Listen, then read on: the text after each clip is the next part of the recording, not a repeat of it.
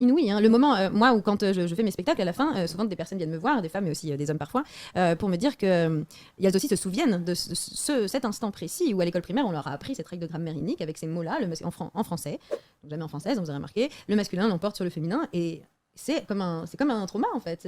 Certes, c'est pas les pires traumas, mais c'est quand même un trauma. Je me souviens où j'étais dans la classe, les vêtements de l'instit. Enfin, je me souviens qu'il y a des garçons qui ont rigolé, c'était pas nos préférés. Je me souviens de cette défaite en fait qu'on endurait. Moi, je me suis sentie trahie par cette langue que je pensais ma meilleure amie, parce que moi, c'était. Enfin, souvent on me dit mais regardez, vous faites du mal à la langue française. Non, mais c'est la contraire. C'est justement parce que je l'aime que je travaille avec.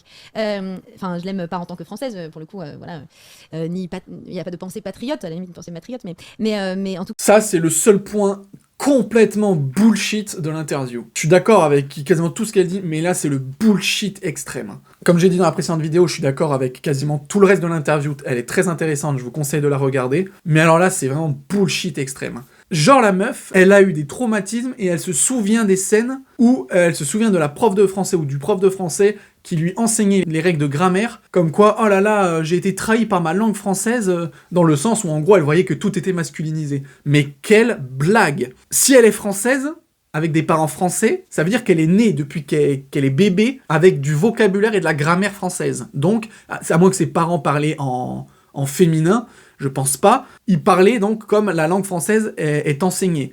Donc ça veut dire qu'elle ne peut pas avoir un traumatisme dans le sens où depuis la naissance, elle est habituée à cette langue. Tu peux pas te dire oh, je suis traumatisé, les mots sont en masculin. Parce que c'est la normalité. Un enfant croit que tout est normal au début. Donc là, la langue française, depuis qu'elle est bébé, elle a entendu, même naturellement, je veux dire la grammaire, hein. Quand t'es petit, que t'as 2 ans, 3 ans, tu sais pas ce que c'est la grammaire, mais pourtant, tu comprends le français et t'arrives à le parler. Tu peux pas être traumatisé de quand t'es à l'école en cours de français qu'on t'apprenne les règles de grammaire, parce que depuis que t'es né c'est comme ça, on t'a toujours appris que c'est comme ça, et là dire genre oui il y a des garçons qui rigolaient, mais mort de rire, genre des mecs à l'école en français, t'as vu, on dit il était une fois et pas elle était une fois, mais quelle blague, enfin vraiment là elle invente un truc, dire que t'es traumatisé parce qu'à l'école t'as compris que la grammaire française était emportée par le masculin, c'est du bullshit extrême. Tu peux t'en rendre compte en grandissant, en étant, voilà, même à partir, je sais pas, peut-être de 8, 9, 10 ans, ou plus tard l'adolescence, ou quand t'es adulte,